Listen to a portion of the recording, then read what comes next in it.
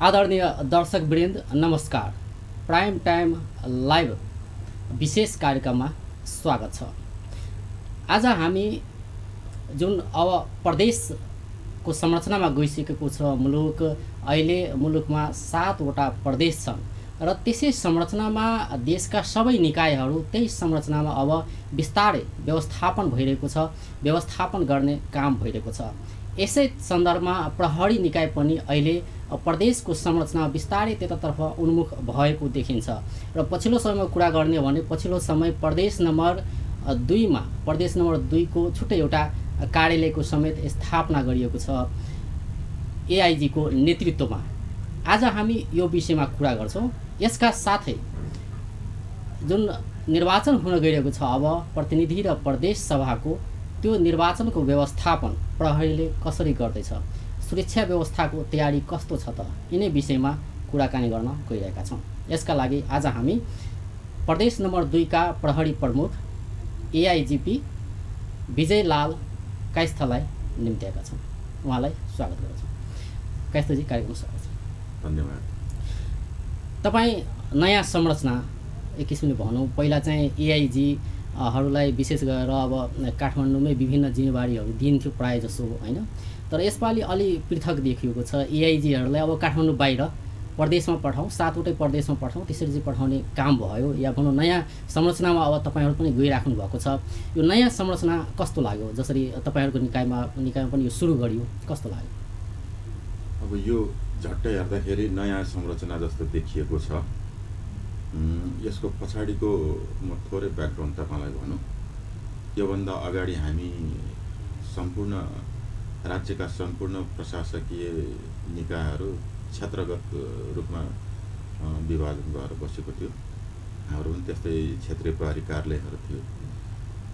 त्यतिखेर पनि जुन यो एआइजीहरूको दरबन्दी थियो, तिनीहरूलाई कहीँ कतै क्षेत्रमै पठाउनु पर्छ कि केन्द्रमै मात्र राखेर केन्द्रकै जिम्मेवारीमा मात्र सीमित नराखिकन क्षेत्रमा पठाउनु पर्छ कि भनेर भन्ने डिस्कसनहरू बेला बखत नभएका होइन। तर त्यतिखेर विभिन्न कारणले गर्दाखेरि क्षेत्रमा पठाउने कामहरू भएन। अब यो बदलिँदो परिस्थितिमा जब देशको संविधानले नै अब हामी सङ्घीय प्रणालीमा जान्छौँ भनेर स्पष्ट रूपमा भनिसकेको छ र तदनुरूप हामी 7वटा प्रदेशमा देशलाई चाहिँ प्रशासकीय हिसाबले संविधानले नै अब सिमाना कोरिसकेको छ। त्यो अवस्थामा अब सङ्घीय संरचनामा जाने बाहेक त अरू केही पनि विकल्प नै छैन, जानै पर्छ। देशका सम्पूर्ण राज्यका सम्पूर्ण अवयवहरू त्यसमा जानै पर्छ। र त्यही क्रममा नेपाल प्रहरी जो पहिलादेखि नै यसमा सङ्घीय संरचनामा जाने उसमा प्रयास गर्दैथ्यो, अहिले थोरै ढिलाइ भए पनि गत भदौबाट हामी सङ्घीय संरचनामा हामीले लागू गऱ्यौँ। सङ्घीय संरचना हुन त अब लागू गरियो, तर अब फुल फ्लेजेड हिसाबले चाहिँ यो कम्प्लिटली चाहिँ लागू भइसकेको अवस्था छैन। भर्खर हामी यसमा बामे सरेका छौँ। सङ्घीय संरचनामा जाने क्रमको पहिलो स्टेप हामीले के गऱ्यौँ त भन्दाखेरि अब चाहिँ त्यो पहिला जस्तो क्षेत्रीय प्रहरी कार्यालयहरूलाई चाहिँ हामीले हटायौँ। नेपाल सरकारले त्यसलाई हटायो।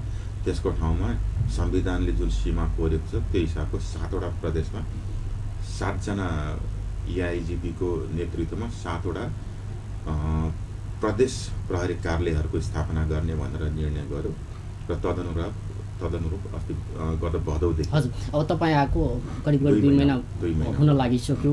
अब कतिको अब कार्यालय व्यवस्थापनको काम होला, सुरुवात त त्यहीँबाट गर्नुपर्ने होला, त्यो कतिको भएको छ, के बाँकी छ? यो त पहिलो त के भएको छ भने अब सङ्घीय संरचनामा जान साथ मैले अघि भने यो पहिलो स्टेप मात्र हामीले चालेका छौँ।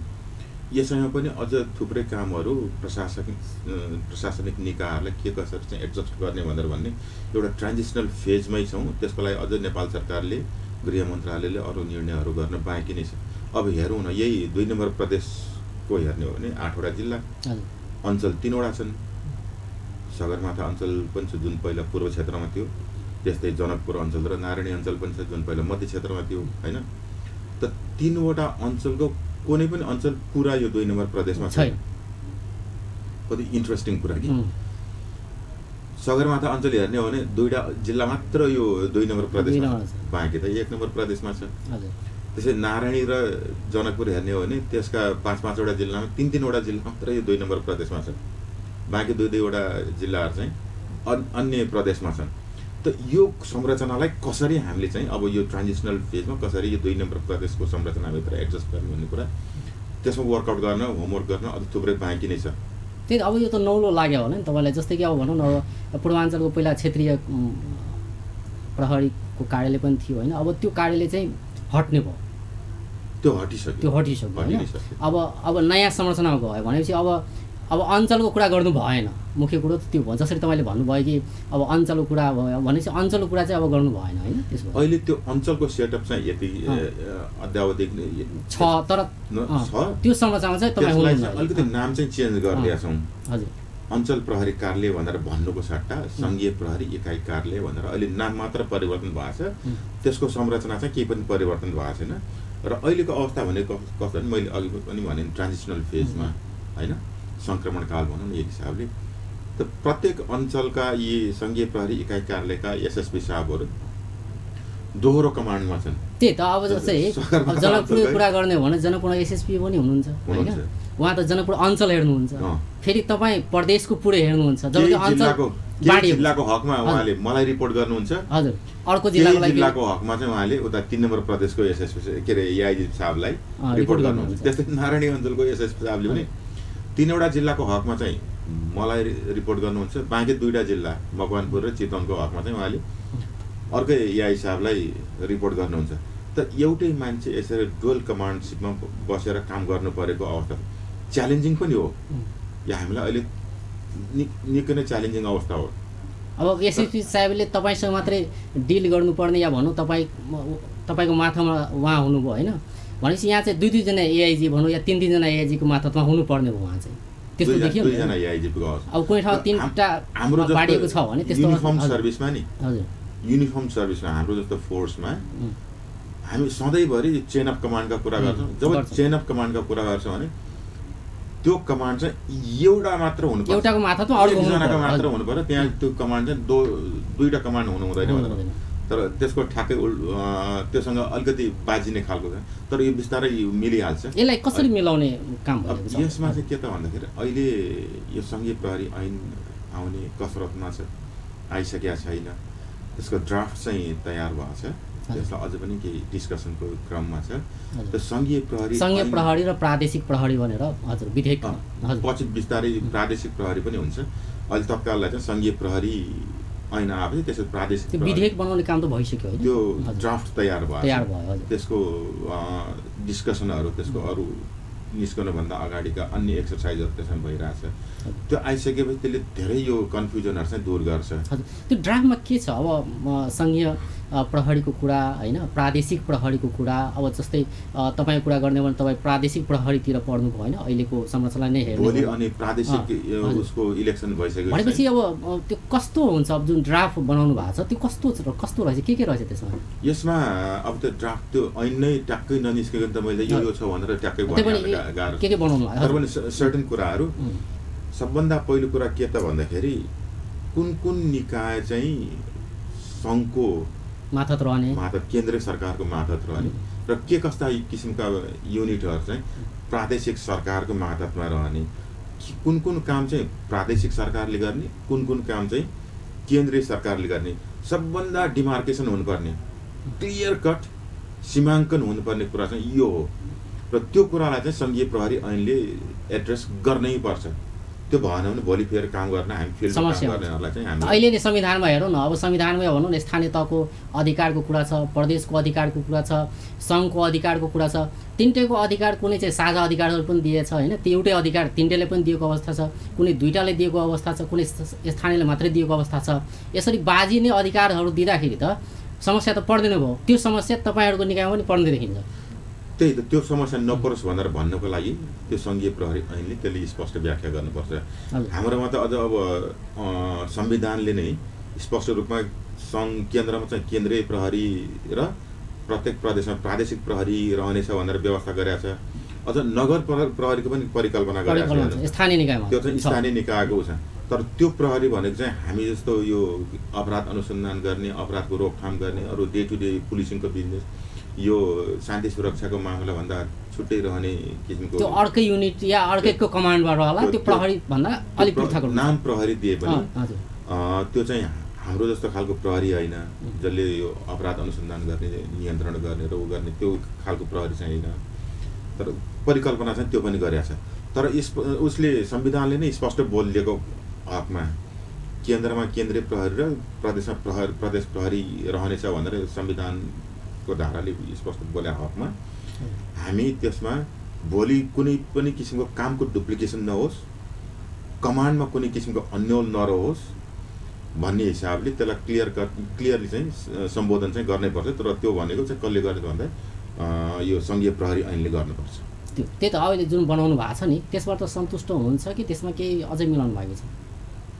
त्यो मैले अघि भने डिस्कसनको क्रममा छ अहिले क्लियर भएपछि बल्ल चाहिँ त्यसले यो कुरालाई चाहिँ धेरै हदसम्म क्लियर गर्ला अब यो त पहिलो एक्सर्साइज हो देशै यसरी सङ्घीयताको उसमा जान लाग्दा हामी पहिलो पटक हो पहिलो पटकमा सबै कुरा त एकदमै त्यो एक्सपर्ट कदमहरू सायद नचालिएला केही कुराहरू बिस्तारै पछि सुधार हुँदै नै जाला हजुर अब अधिकारको कुरा गर्दाखेरि अब जस्तै प्रदेशले के अधिकार दिने होइन अब जस्तै भनौँ न अहिले अब अपराधकै कुरा गर्ने हो भने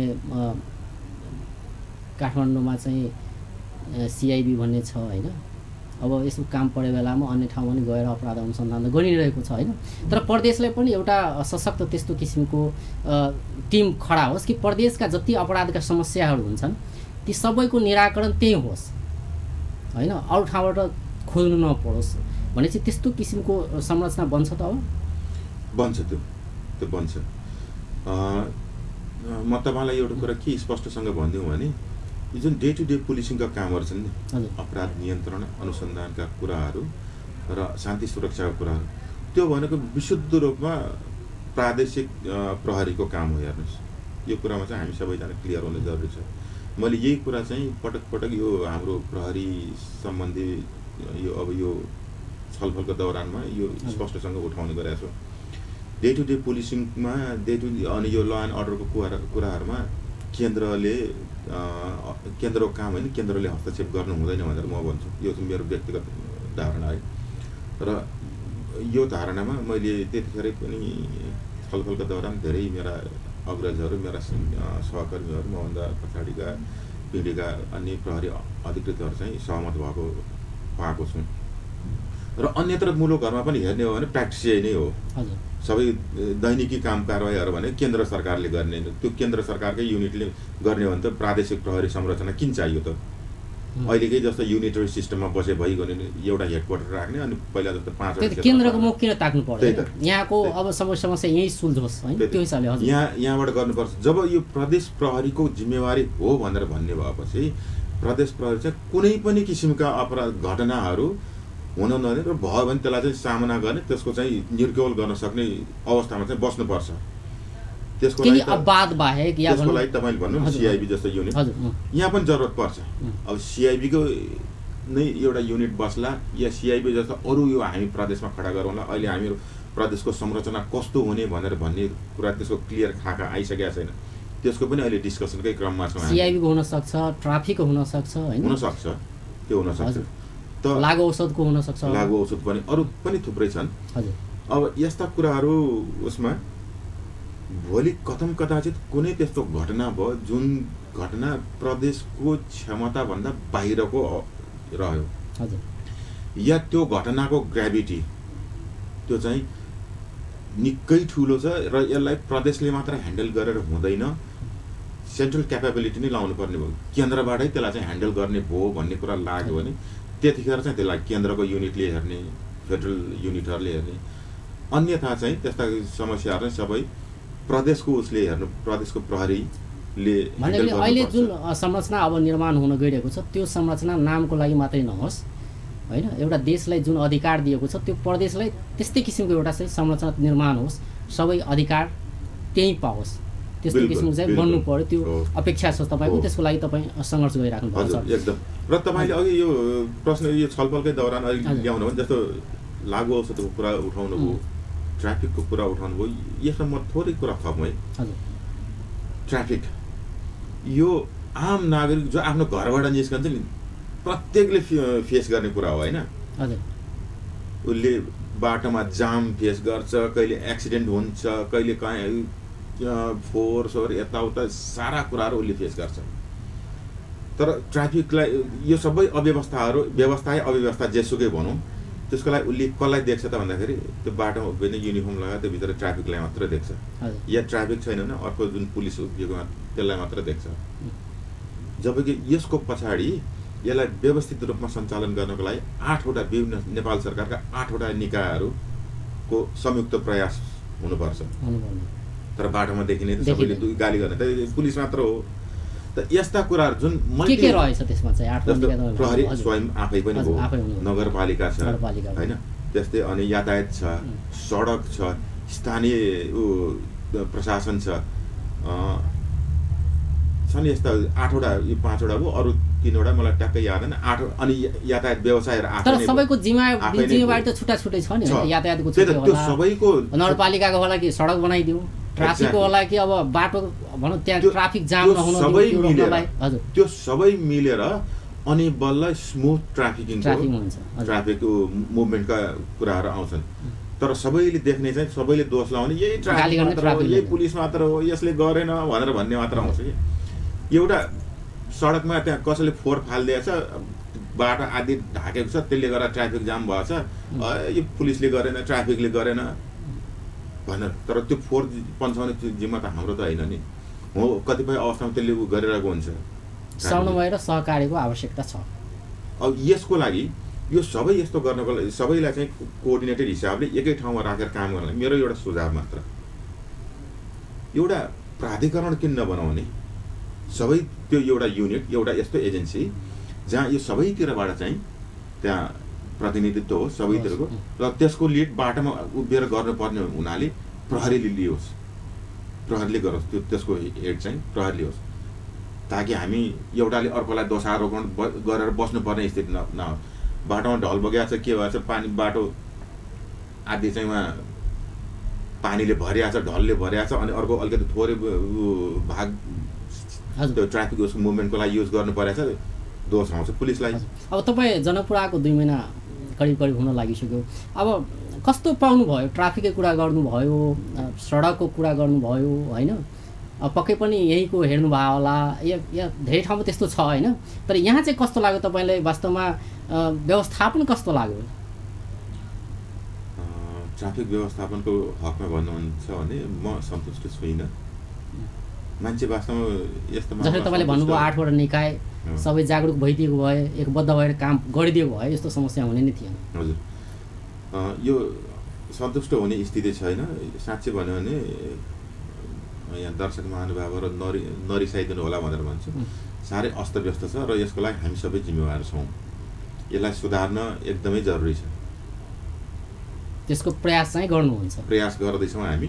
हजुर, आजै मात्र पनि हामी दिउँसै मात्र पनि एक चरण हामी बसेका थियौँ यस सम्बन्धमा के अवेरनेस प्रोग्रामहरू गरौँ भनेर, र त्यसको लागि कुनै एजेन्सीले चाहिँ हामीसँग हामी सहकार्य गर्न सक्छौँ सर्टेन हदसम्म। होइन, बेला बेलामा अभियान त चलाइन्छ, ट्राफिक व्यवस्थापनको कुरा गर्ने भने बेला बेलामा अभियान चल्छ, 1-2 दिन चल्छ, त्यसो फेरि सेलाउँछ, फेरि उही हो। यो म यसै कुराको उसमा भनौँ, हामीले यसलाई अभियान चलाएर गर्ने होइन।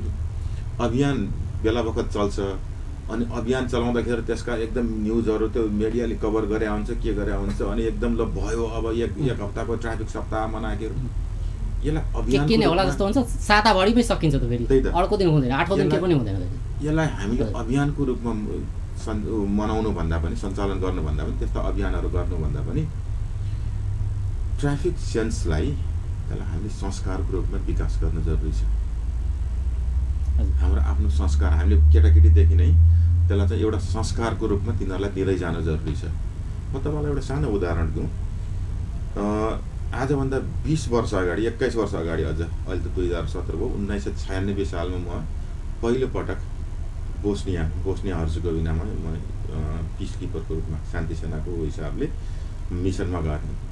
4-5 वर्षमा आन्तरिक द्वन्द्वमा फँसेको, पुरा ध्वस्त भएको देश, जहाँ अब तिमीहरू आपसमा झगडा नगर है भनेर भन्नको लागि, उनीहरूलाई झगडा गर्न नदिनुको लागि हामी गएको छौँ। इन्टरनेसनल पुलिस फोरम त्यत्रो त्यहाँ पुगेको। त्यो देशको पनि त्यति ध्वस्त भएको, त्यतिखेर त्यति ध्वस्त भइसकेको मुलुकमा पनि मेरो घरपेटीको छोरा थियो कि 5 वर्षको है, 96 को कुरा गर्दैछु, 5 वर्षको छोरा थियो। त्यसको नाम मेस्को भन्छ। बाटोमा हिँड्दै गर्दा ऊ मात्र होइन, अर्को पनि केटाकेटीहरू त्यहाँ चाहिँ गाडीलाई अटो भन्छ कि, अटो भन्छ नि हामी यहाँ, अटो व्हिलर, अटो रिक्सा भनेर त्यहाँ अटो उनीहरूको भए अटो भनेर भने त्यो सानो बच्चा पनि त्यो गाडीले हाल्ला भन्दा त्यो भित्तातिर सडकको कुनातिर गएर चेपिन्थ्यो कि। त्यस्तो किसिमको जागरुकता त्यो अब हामी कहाँ यहाँ हेर्नु छैन। तपाईँ बाटोमा हिँड्दाखेरि हेर्नु जतिसुकै हर्न रामानन्द चोकको कुरा गर्नुहोस् न, यहीँ चोकमा है, रामानन्द चोकमा त्यो छाडा गाई बस्तुको हुन्छ नि, हामीले मिडिया कुरा त आवाज उठाउने हो नि, हामीले पटक पटक यो विषयमा आवाज उठाएको छौँ होइन, सम्बन्धित निकायसँग पनि कुरा गरेका छौँ, तर त्यो समस्याको समाधान अहिलेसम्म भएको छैन। अहिले पनि छाडा गाई बस्तुहरू चोकमै मेन रोडमै उभिरहेको अवस्था छ अहिले पनि। एकदम यो समस्या भनेको त अब समस्या देखिन्छ के, तर यो दीर्घकालीन भयो कि, यसको चाहिँ निकास भइरहेको छैन कि। मैले केही दिन अगाडि मात्र तपाईँले भन्नुभयो यही समस्याको बारेमा, 5-6 दिन मात्रै भयो हालसालै यो निर्वाचित भएर आउनुभएको मेयर साहबसँग उहाँकै अफिसमा गएर, नगरपालिकामा, उपमहानगरपालिका उहाँकै अफिसमा गएर कुराकानी गरेका थियौँ। यो कमसेकम यो छाडा गाई वस्तुलाई हामी तह लगाउँ अनि सरसफाइको उसमा, र के हरियाली यो सहरलाई सुन्दर। अनि अभियान फेरि नचलेको पनि होइन, नगरपालिका पनि चलाएको हो, तर चलाउँछ फेरि सुस्त हुन्छ, फेरि त्यो चलाउँछ त्यो कुरा के, निकास छैन के, दीर्घकालीन निकास हुनुहुन्छ नि त्यो छैन। ट्राफिकले पनि आफ्नो ठाउँमा कहिलेकाहीँ अभियान चलाउँछ, नगरपालिकाले पनि कहिलेकाहीँ त्यो छाडा गाई वस्तु समात्ने अभियान चलाउँछ, तर जुन देखिनु पर्ने हो नि, सडकमा त गाई वस्तु देखिनु भएन नि त अभियान चलेपछि, तर त्यो परिणाम आयो। मैले तपाईँलाई त्यही त भने, यो मामलामा हामी अभियान चलाउँछौँ, अभियानले तत्काल केही समयको लागि परिणाम दिन्छ, तर त्यो अभियान दीर्घकालीन हुँदैन, त्यसको परिणामहरू त्यही कुरा त म भन्दैछु त तपाईँलाई। त्यसो भएर त भन्छु त यसलाई चाहिँ अभियानको रूपमा सञ्चालन गर्ने मात्र होइन, ठिक छ बेला बखत अभियान भने के त संस्कार डेभलप गर्ने एउटा प्रक्रिया हो, एउटा अभ्यास हो त्यो। यस्तो गर्दै गरेर त्यसलाई चाहिँ पछि बिस्तारै संस्कारको रूपमा त्यसलाई ढाल्दै गयौँ भने त्यसपछि यो ठिक हुन्छ। होइन तपाईँले अहिले अभियान चलाउनु भयो, अभियान चलाउँदाखेरि अब 5-7 दिन 8-10 दिन 1 महिनासम्म हामी छाडा गाई वस्तु लगेर चाहिँ ऊ यहाँबाट पौडर लगेर कान्छी हाउसमा लगेर राख्नुलाई त्यसो त्यहाँबाट लिलाम गर्न लगेर फेरि त्यसपछि फेरि त्यो जसले पाले त्यसले फेरि छोडिदियो। अघि तपाईँले जुन 8वटा भन्नुभयो नि, 8वटा फ्याक्टर, यो जुन हरेक जुन अव्यवस्थित छ त्यसलाई व्यवस्थित गर्नलाई सबै एकजुट भएर अगाडि बढ्नु पर्यो। त्यसमा तपाईँले एउटा जागरुकताको कुरा पनि गर्नुभयो होइन, पहिला त जागरुक हुनु पऱ्यो नि भनेपछि यो पर्छ कि पर्दैन त्यो पनि नथप्ने कि। मैले भन्न खोजेँ कि सर्वसाधारण कतिको जागरुक छन् के, त्यो त बिल्कुल जतिखेरसम्म चाहिँ पब्लिकमा चाहिँ ट्राफिक सेन्सको राम्रो विकास हुँदैन नि, हजुर त्यतिखेरसम्म त गाह्रो हुन्छ। हामीले यो समस्या भोगिरहनुपर्छ। हजुर, तपाईँसँग कुराकानीको क्रम जारी राख्नेछौँ। दर्शकवृन्द, कुराकानीको क्रम जारी रहनेछ। अहिले छोटो ब्रेक।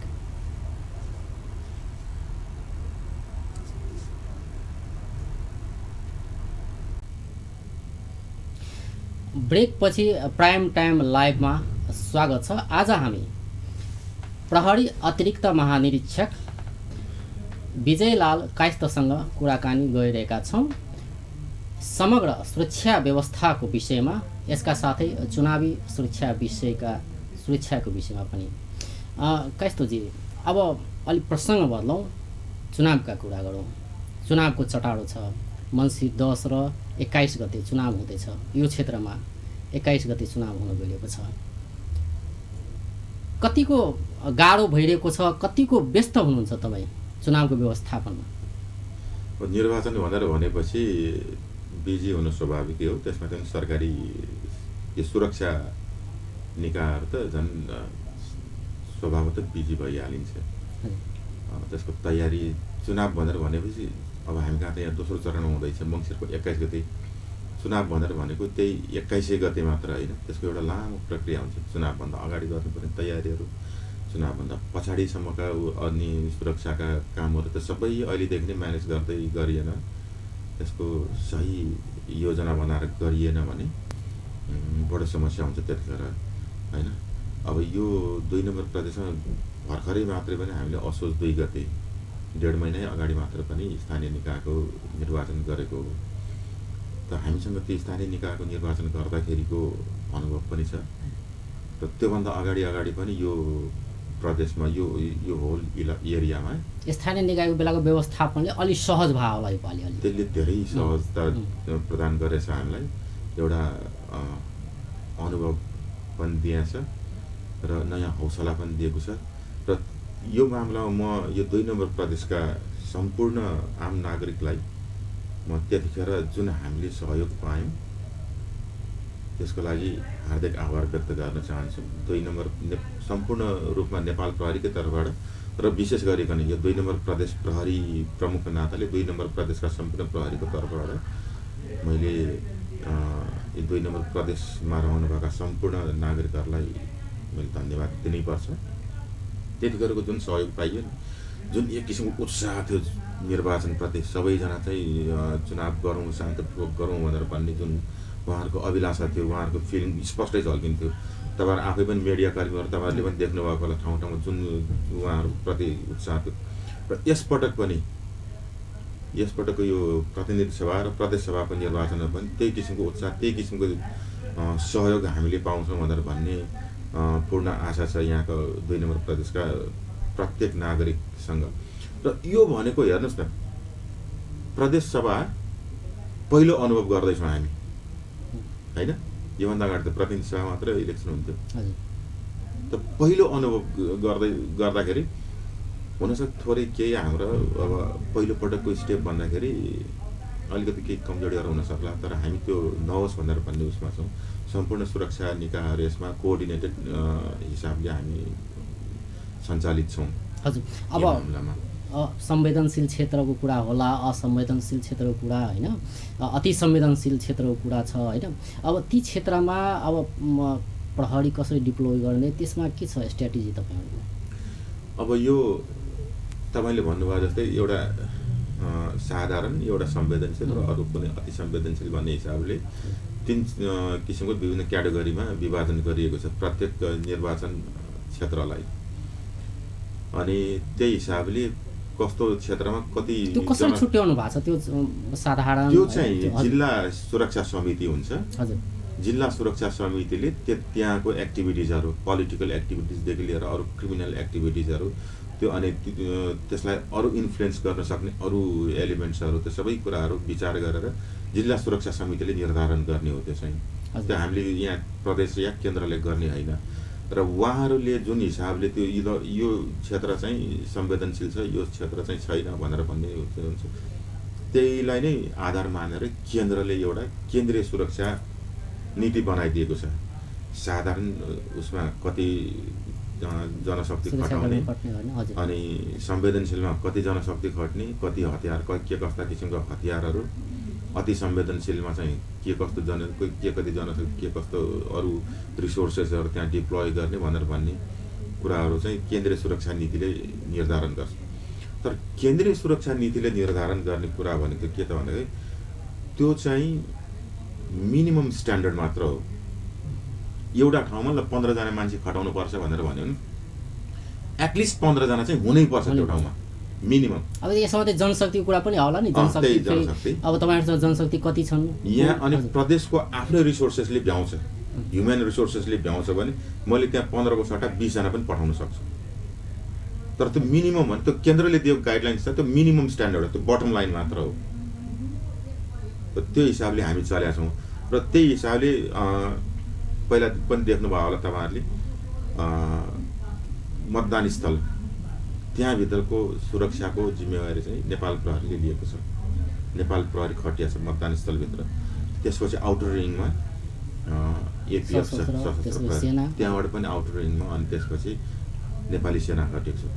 अनि हामी सबैलाई इन्फर्मेसनहरु दिएर उनीहरुलाई राष्ट्रिय अनुसन्धानका साथीहरु पनि हुनुहुन्छ र यो सबैसँग फेरि कोअर्डिनेसन गर्नु। त्यो त स्ट्र्याटेजी तपाईहरुले बनाइसक्नु भयो होला कि अब जुन 21 गते चुनाव हुन गइरहेको छ त्यसको लागि अब जुन जनशक्तिको कुरा होला हैन अब प्रदेश नम्बर 2 मा जति जनशक्ति छन् हैन तपाईहरुको अहिले त्यतिले पुग्छ कि अब फेरि त्यो बेला अन्य प्रदेशबाट पनि ल्याउनु पर्ने अवस्था हुन सक्छ कि के छ? पहिलो कुरा त जे जति सुरक्षाकर्मीहरु छौं हामी त्यतिले नपुगेर म्यादी प्रहरी भर्ना लिया छौं। तपाईहरुले पनि देख्नु भएको छ हैन म्यादी प्रहरी र अस्ति गएको इलेक्सनको लागि स्थानीय निकायको निर्वाचनमा भन्दा यसपालि धेरै भर्ना लिया छ। त्यतिखेर लगभग 75,000 थियो, अहिले चाहिँ 98,000 भर्नाले छ देशभरिको लागि। यही 2 नम्बर प्रदेशमा पनि झन्डै 22,000 म्यादी प्रहरी हामी भर्ना ल्याएका छौँ। र यसका अलावा प्रदेशबाट फेरि झिकाउनु पर्ने हुन्छ। त्यसपछि पहिलो चरणको निर्वाचन सिद्धिएपछि त्यताबाट पनि हामीलाई थप मद्दतहरू आउँछ। त सुरक्षाकर्मीको हिसाबले, सङ्ख्याको हिसाबले कुनै पनि किसिमको कमी छैन। त्यो कमीलाई चाहिँ म्यादीले पूर्ति गर्छ। हजुर। र यहाँनिर म तपाईँलाई एउटा बडो इन्ट्रेस्टिङ कुरा सुनाइदिउँ। हेर्नुहोस्, हामी कहाँ निर्वाचन भनेर भनेपछि कति अगाडिदेखि पुरा एकदम बजारभरि छ्यापछ्याप्ती प्रहरी, त्यतिले यो जनशक्ति, हाम्रो सुरक्षाकर्मीको जनशक्तिले त पुरै यत्रो 1 लाख म्यादी प्रहरी यहाँ देशैभरि अहिले छरिएर बसेका छन् होइन। जापानमा हेर्नुभयो भने त्यहाँ मतदान केन्द्रमा, मतगणना स्थलमा त पुलिसै हुँदैन। पुलिस किन भनेर किन मतदान गर्ने तिमीहरू किन चाहियो, सुरक्षाकर्मी किन चाहियो? त्यो त अघिसँग जोडियो नि यो कुरा, जागरुकताको कुरा के मैले संस्कार जागरुकता। हजुर, जहाँ मान्छे आफ्नो राइट्स प्रति, मेरो अधिकार के हो, मेरो कर्तव्य के हो भनेर भन्ने कुरा त्यसप्रति संवेदनशील छन्, चिन्तनशील छन्, त्यो ठाउँमा जहाँ यो चाहिँ एउटा संस्कारको रूपमा मैले यो कुरा गर्नु हुँदैन है, मेरो यो लिमिटेसन मेरो अधिकार हो, तर मैले अधिकार पालना प्रयोग गर्दाखेरि मेरो कर्तव्य यो पनि पालना गर्नुपर्छ भनेर भन्ने कुरामा क्लियर छन् नि, त्यो ठाउँमा त्यस्तो किन तिमीहरू यहाँ त तपाईँहरूले जतिसुकै सुरक्षा व्यवस्था गरे पनि पछि त दलले यहाँ धाँधली भयो, त्यहाँ धाँधली भयो भन्न बेर्लाउने होइन। त्यो पनि सुन्नु भएको छ नि होइन। त्यो त आरोप लाग्ने गर्छ नि तपाईँहरूमाथि। उनीहरूले दलमा ल्याउने गर्छन्, तर अप्रत्यक्ष रूपमा लाग्ने त तपाईँहरूमाथि नै आरोप हो नि। तपाईँहरूले सुरक्षा व्यवस्था गर्नु सक्नु भएन, त्यही भएर धाँधली भयो भनेर त प्राय गरे जो हार्छन् तिनीहरूलाई आरोप लगाउने गरेका छन् त होइन, लगाउँछन् होइन। त्यो एउटा पाटो पनि बडो के भन्ने पीडादायी पाटो छ त्यो एउटा पनि, अनेक निष्पक्ष हिसाबले। अब यस्तो किसिमको आरोप लगाइरहँदाखेरि तपाईँहरूलाई चाहिँ कस्तो अनुभव हुन्छ? त्यो भनौँ न, उनीहरू त खास दललाई नै लगाइरहेको हुन्छ होइन, जो सत्तामा हुन्छ प्राय त्यही दलमाथि आरोप लाग्ने गरेको छ धाँधली गर्यो भनेर होइन। तर व्यवस्थापन काम त सुरक्षा निकायले गर्ने हो नि होइन। मेरो एउटा सिद्धान्त चाहिँ के छ भने, म के भन्छु भने मेरो कर्तव्य के हो म त्यो गरौँ। हजुर, कसले के भन्छ, कहाँ के कुरा काट्यो त्यो म त्यतातिर ध्यानै दिन्न।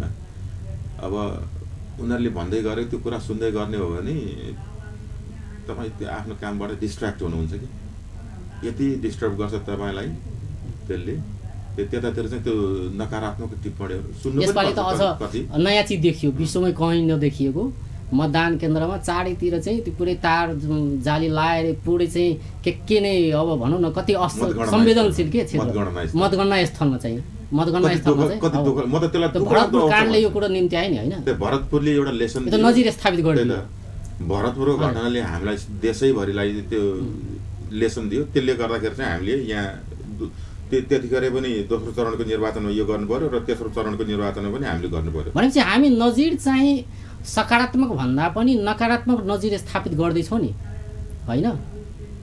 मतगणना स्थलमा अब चारैतिर तार जाली लाएर पुरै चाहिँ होइन मत चाहिँ भनौँ न त्यस्तो किसिमको अवस्था नेपालमा देखियो के विश्वमा कहीँ नभएको। यसमा त मैले के भन्नु, तपाईँले भनिरहनु भएको छ, तपाईँकै मिडियाले त्यत्रो देखाइरहनु भएको छ यो कुरा, र यो हुनु भनेको बडो दुःख लाग्दो कुरा हो। तपाईँ मैले अघि जापानको उदाहरण दिँदै थिएँ नि, जापानमा मतदान स्थलमा ऊ हुँदैन, सुरक्षाकर्मी चाहिएको छैन, मतगणना स्थलमा चाहिएको छैन, उनीहरूलाई मतगणना स्थलमा या मतदान स्थलमा कुनै त्यो नचाहिने कसैले के डिस्टर्ब गर्ला के गर्ला त्यस्तो पनि हुन्छ र भनेर बडो आश्चर्य मानेर प्रश्न गर्छन्। त्यस्तो पनि हुन्छ कहीँ, हामी कहाँ चाहिँ के हुँदैन भनेर भन्नुपर्ने स्थिति आउँछ। के मात्र हामी कहाँ त जे पनि हुनसक्छ भन्ने जस्तो हिसाबले काम गर्नु, तर उनीहरू यस्तो नचाहिने कुरा यो हुँदैन यस्तो कुरा भनेर। तर यसले गर्दा त झन् नकारात्मक हुन्छ नि भनौँ न। अब यस्तो किसिमको किनभने अब सबै कुरो पोजिटिभ मेसेज जान्छ भन्ने पनि छैन नि होइन। यसले त झन् अब त्यो काम गर्न चाहिँ झन् प्रेरित गर्ने अवस्था पनि आउन सक्छ नि होइन। यसले पोजिटिभ सन्देश जान्छ, त्यो काम गर्ने कि त्यसलाई रोक्न सकिन्थ्यो नि अर्को तरिकाले। त्यो काम गर्ने प्रेरणा होइन कि दुष्प्रेरणा भनेर भन्छु म चाहिँ त्यसलाई। दुष्प्रेरणा दुष्कर्म भनेर भने जस्तै दुष्प्रेरणा भनेर भन्छु। त्यस्तो चाहिँ कसैले कसैलाई नदियोस्, त्यसरी दुष्प्रेरित कोही पनि नहोस्। र यो जुन अस्तिको मतगणनाको बेला सर्टेन डिस्टेन्समा प्रतिनिधिहरूलाई सर्टेन डिस्टेन्समा राखेर पुरा जाली लगाएर उ गरेर खोरै बनायो हामीले। होइन? योपालि पनि त्यही होला। वास्तवमा खोर बनाएको होइन भन्नुहोस् त, मैले खोर भन्ने शब्द प्रयोग गरेँ, त खोरै त बनाएको त हामीले। हजुर, त मतगणना स्थललाई खोर बनाउनु कुनै राम्रो काम हो? विकल्प सोचिएन, छन पनि छैन नि। एउटा सबैले आम नागरिकदेखि हरेक व्यक्तिले त्यो भरतपुर जस्तो नहोस् है, त्यस्तो घटना नहोस् भनेर भन्दै थिए नि। हजुर, त हुन नदिनुको लागि के गर्ने? सुरक्षाका सम्पूर्ण भए जतिका सक्ने जतिका सम्पूर्ण उपायहरू त अपनाउनु पर्यो। गन्नेले फेरि मानिसले नै गर्ने हो, मसिनले गर्ने त होइन। मेसिनले त होइन, हजुर, प्रत्येक त्यहाँ बस्नु पर्यो। कसको दिमागमा के चलिरहेको छ थाहा तपाईँलाई छैन। म भन्नु, हजुर, पानी मान्छेको लागि अत्यावश्यक वस्तु होइन हो कि? हजुर, मतगणना स्थल 24 घण्टा मतगणना चलिरहेछ। त्यो बिचरा मतगणना गर्ने हाम्रो निर्वाचन आयोगका कर्मचारीहरू, इभन त्यहाँ एजेन्टहरू, विभिन्न पोलिटिकल पार्टिजका विभिन्न उम्मेदवारका एजेन्टहरू, उहाँहरू पनि 24 घण्टा बस्नु भएको छ। बस्दा कतिलाई थका लाग्छ, प्यास लाग्छ, भित्र पानी पनि राख्न पाइएन। मान्छेको अत्यावश्यक वस्तु पानी खनियाइदिनु के होला? डर।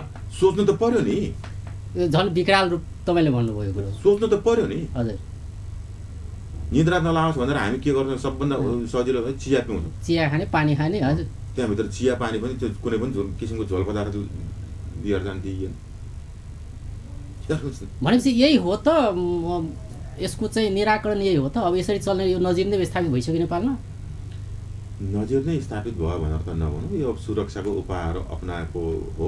हजुर, जब हामी चाहिँ अब आम नागरिक यसो हुँदैन भनेर भन्ने त्यो एउटा विश्वास गर्न सक्ने वातावरण बन्दैन नि, त्यतिखेरसम्म त अब यस्तै किसिमको सुरक्षाको उपायहरू अब अपनाउनु सुरक्षाको तयारी पनि भइरहेको छ, व्यवस्थापनको काम भइरहेको छ, तपाईँहरू एकदम व्यस्त हुनुहुन्छ।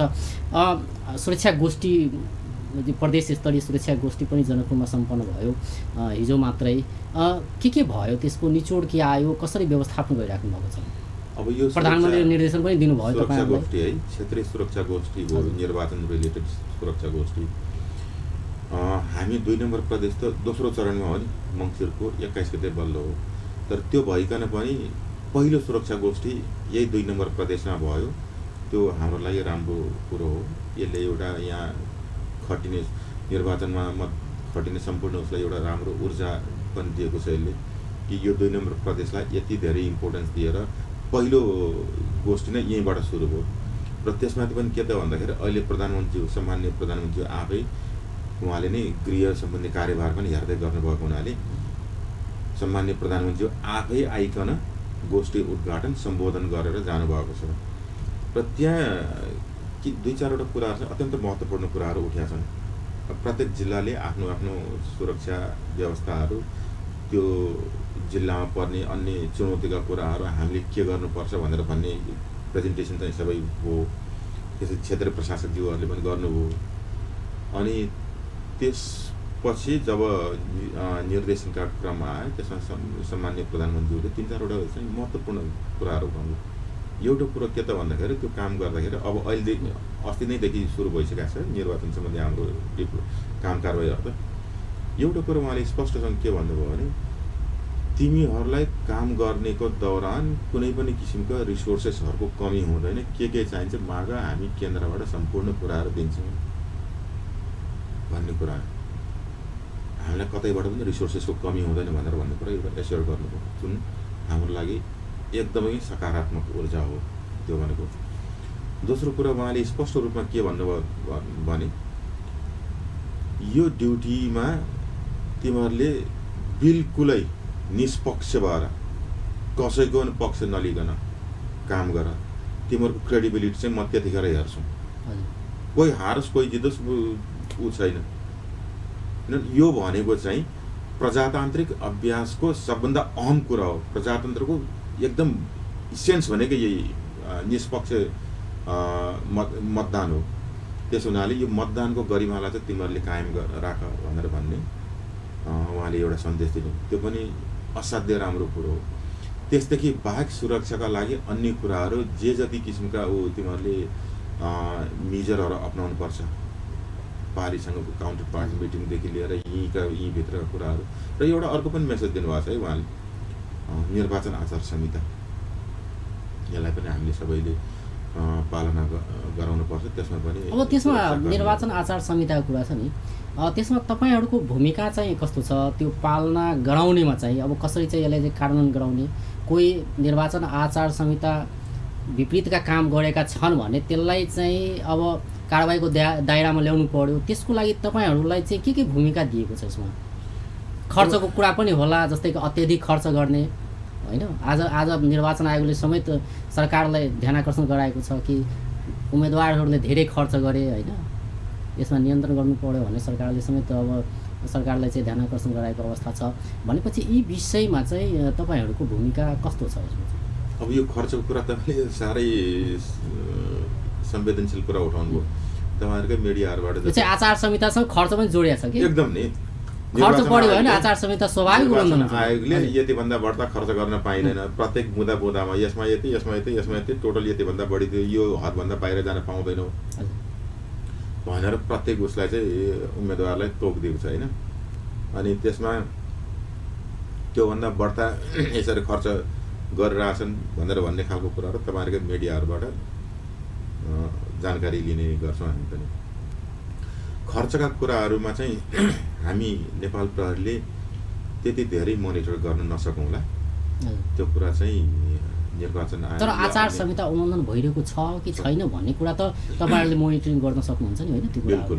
किनभने अब यति बा यतिको त्यो पम्पलेट हुनु पर्यो, पर्चा यति बा यतिको हुनु पर्यो होइन, योभन्दा ठुलो हुनु भएन भनेर पुरै आचार संहिताको त पुरै तोकिदिएको छ। हामीले बेसिक 2-3 कुराहरू हेर्छौँ। पहिलो कुरो आचार संहिताको उसमा स्पष्टसँग देखिने जुन कुराहरू छन् नि, तपाईँले भन्नुभयो झन्डा यति बा यतिको भन्दा बढी लाउन पाइँदैन भन्ने कुराहरू, अनि बाटोमा ठाउँ ठाउँमा त्यो ब्यानर स्यानर त्यो टुलहरू झुन्ड्याएका कुराहरू, टी सर्ट लगाएर सार्वजनिक स्थलमा झुन्ड्याउन पाएन प्रचार सामग्री होइन, ती कुराहरू जुन स्पष्ट रूपमा बाहिर ढ्याक्कै देखिन्छन् नि, ती कुराहरूप्रति हाम्रो ध्यान आकर्षण हुन्छ, त्यसलाई हामीले कन्ट्रोल गर्छौँ। र यसको लागि प्रत्येक जिल्ला प्रहरी कार्यालयले अब त्यहाँ सिडिओ साहबको उसमा जुन समिति रहन्छ त्यसले चाहिँ सर्वदलीय बैठकहरू पनि गराएर यो कुराहरू चाहिँ आचार संहिता पालना गरौँ, यो हदभित्र हामी बसौँ है भनेर भन्ने एउटा ऊ गरिसकेको छ। र अब नैतिक जिम्मेवारी भनेको प्रत्येक राजनीतिक दलहरू अब त्यसको लागि भनौँ न अब नसिहत दिने होला कि चेतावनी दिने होला कि कारवाही गर्ने होला कि त्यसको लागि के प्रयास भइरहेको छ भनौँ न तपाईँहरूको तर्फबाट? त्यस्तो केही भएको छ अहिलेसम्म? हाम्रो तर्फबाट भएको छ बिल्कुल छ नि, किन नहुनु। हामी त्यो कसैले त्यो भायोलेट गरिरहेको छ, त्यो उल्लङ्घन गरिरहेको छ, त्यो कुरा हामी मोनिटरिङ गरिरहेछौँ। र कतै त्यसको भायोलेसनहरू त्यसको उल्लङ्घन भेट्यो भने हामी त्यो मान्छेलाई पक्रेर तत्काल त्यहाँ गर्न सक्ने कुनै कारवाही छ भने त्यतिले गरेर पार लाग्ने खालको छ भने त्यो गर्छौँ। र त्योदेखि बाहेक होइन निर्वाचन आयोगमै बुझाउनु पर्ने खालका त्यस्ता घटनाहरू छन् त्यो पनि गराउँछौँ। त्यस्तो स्थिति त आएको छैन, तर स्थिति घट्ने त्यो स्थलमै चाहिँ टुल निकाल्ने उ गर्ने कुरा यसपालि त निर्वाचन आयोगले त प्रष्टसँगै कडाइका साथ चाहिँ उत्रिने भनेर भनि नै सकेको छ निर्वाचन आयोगले होइन? बिल्कुल, निर्वाचन आयोगको त्यो आदेश एकदम सिरोपर, त्यो अनुसार हामी गर्छौँ। र दोस्रो कुरा सबभन्दा महत्त्वपूर्ण के छ भने राजनीतिक दलहरू बिचमा चुनाव प्रचार प्रसारको क्रममा चाहिँ झडप हुन नदिने, त्यसको लागि आचार संहिता तोकिएको छ। एक ठाउँबाट कोही गइरहेको छ भने अर्को ठाउँबाट त्यही ठाउँबाट अर्को राजनीतिक दल आउनु नपरोस्, त्यो नहोस्। एउटै ठाउँमा चाहिँ 2-3 कार्यक्रमहरू नहोस्। सबभन्दा के त भन्दाखेरि त्यो कार्यक्रमका दौरान एक आपसमा चाहिँ नजिक आउने स्थिति नहोस्। भिडन्त त त्यसपछि नै सुरु हुने हो होइन? अनि यसतर्फ तपाईँहरू यसतर्फ हामी एकदमै संवेदनशील छौँ। अब यो 2 प्रदेशमा कति छन् सुरक्षाकर्मी, कति खट्न गइरहेको छ योपालि, कति छ परिचालित? यहाँनिर मैले तपाईँसँग क्षमा मागेँ, ठ्याक्कै सुरक्षाकर्मीको सङ्ख्या त म नभनौँ, त्यो चाहिँ हामीले यो सिक्युरिटी पोइन्ट अफ भ्यूबाट त्यस्तो सङ्ख्या हतियारको यति भनेर भन्ने कुराहरू चाहिँ हामीले गर्न मिल्दैन। सुरक्षाको दृष्टिकोणले त्यो कुराहरू ठिक होइन। जस व्यवस्थापन राम्ररी गरिराख्नु भएको छ भनेपछि मतदाताले चाहिँ सहज रूपमा मतदान गर्ने वातावरण। मैले अघि नै एउटा शब्द भनेको थिएँ, तपाईँले कति ख्याल गर्नुभयो, जति सुरक्षा अङ्गहरू हामी छन् सबै समन्वयात्मक कोअर्डिनेटेड हिसाबले हामी अहिले परिचालित भएका छौँ। यसमा सबै सुरक्षाका सबै अङ्गहरू नेपाल प्रहरी, सेना, नेपाली सेना, अनि एपिएफओ, एनआइडीका, राष्ट्रिय अनुसन्धान विभागका, इभन यो स्थानीय प्रशासनका हामी 5 जनाहरू यसमा चाहिँ एकदमै समन्वयक हिसाबले लागि परेका छौँ। त्यस हुनाले सुरक्षाको हकमा त्यस्तो केही पनि कसैले पनि चिन्ता गर्नुपर्ने स्थिति छैन। धनुषामा चाहिँ कस्तो छ? बिल्कुल राम्रो छ। तपाईँहरूले आफैले हेरिरहनु भएको छ नि, यहाँ धनुषा जिल्लाभरिमै तपाईँहरू आफैले प्रत्यक्ष यहाँ अझ जनकपुर नगरीमा त तपाईँहरू आफैले फिल गरिरहनु, त्यस्तो केही समस्याहरू देख्नु भएको छ। तर कतै छ भने है, अब सबैतिर हाम्रो नजर कहिलेकाहीँ नपुग्या पनि हुनसक्छ। त्यस्तो केही पनि छ भने चाहिँ म तपाईँहरूलाई मिडिया, सम्पूर्ण मिडियाकर्मी र यो तपाईँहरूकै यो मिडिया, यो च्यानल मार्फत यो हेरिरहनु भएका र यो नहेरिरहनु भएका उहाँहरूले हेरिरहनु भएकाले खबर गर्नु होला। कुनै पनि ठाउँमा त्यस्तो कुनै पनि किसिमका अप्रिय अवस्थाहरू छन् या आचार संहिता भायोलेसनका उल्लङ्घनका घटनाहरू त्यस्तो छन्, हाम्रो जानकारीमा ल्याइदिनु हो भने हामी चाहिँ त्यसलाई चाहिँ तुरन्तै एक्सन लिन्छौँ। निर्धक्कसँग हजुर भोट खसाल्न सक्ने अवस्था छ। एकदम एकदम। हजुर, अन्तमा एउटा यो म्यादी प्रहरीको अलिक कुरा गरिहालौँ। बेला बेलामा आउने गर्छ, जस्तै उनीहरूको अभ्यास जुन हुन्छ नि 2 महिने 55 दिनको जागिर होइन, 55 दिनको जागिरमा अभ्यास चाहिँ धेरै गराए, शारीरिक व्यायाम चाहिँ धेरै गराए, अलिक दुःख चाहिँ बढी दिए भनेर म्यादी प्रहरीको गुनासो रहँदै आएको छ के भन्नुहुन्छ? यो चाहिँ यो गुनासो चाहिँ प्रायः म्यादी प्रहरीले गर्ने गरेका छन्। अब प्रहरीले जत्तिकै चाहिँ हामीले तालिम गराउने, हामी त जम्मा 55 दिनको जागिरे त्यतिको तालिम गराउने त भनेर पनि उनीहरूले भन्ने गरेका छन्। के रहेछ वास्तवमा? दुईवटा कुरा तपाईँ बडो इन्ट्रेस्टिङ कुरा ल्याउनु हो कि तपाईँ, साह्रै नै इन्ट्रेस्टिङ है। अब झट्ट हेर्दाखेरि यो चाहिने भन्दा बढ्ता हामीलाई सकस दियो कि भन्ने कुरा आउला। यसमा अघिल्लो पटक त आन्दोलन भएको थियो यहाँ, अनि यहाँ मात्र होइन, अन्त पनि हो, अन्त पनि आन्दोलन भएको हो, नभएको होइन होइन। एउटा कुरो के बुझ्नुपर्छ भने हामी अहिले भन्न त हामी म्यादी प्रहरी भन्छौँ, तर हामी र उनीहरूको बिचमा फरक देख्दैनौँ। 55 दिनको लागि भनेर अहिले उ गरेका छौँ, 55 दिनको लागि उनीहरू हामी जस्तै पुलिस हौँ। उसले पाउने सुविधाहरूमा कुनै पनि किसिमको हामी, तर 55 दिन मात्रै हो के? त्यो त हरेक जागिर, मेरो जागिर पनि त 30 वर्ष मात्र हो नि, म पनि 30 वर्षको लागि त म्यादी नै हुने। म खालि यति हो कि त्यो म्यादी प्रहरीमा जो आउनु भएको छ उहाँहरूको समयावधि र मेरो समयावधि अलिक फरक छ। म पनि त 30 वर्षको लागि त म्यादी प्रहरी नै हुने। त हामीले चाहिँ हामी र उहाँहरूमा केही पनि फरक देखाएको छैनौँ, पहिलो कुरो। दोस्रो कुरो, हामीले हैरानी पायौँ, यो पायौँ, ऊ पायौँ भनेर भन्ला। शारीरिक व्यायामहरू गर्दाखेरि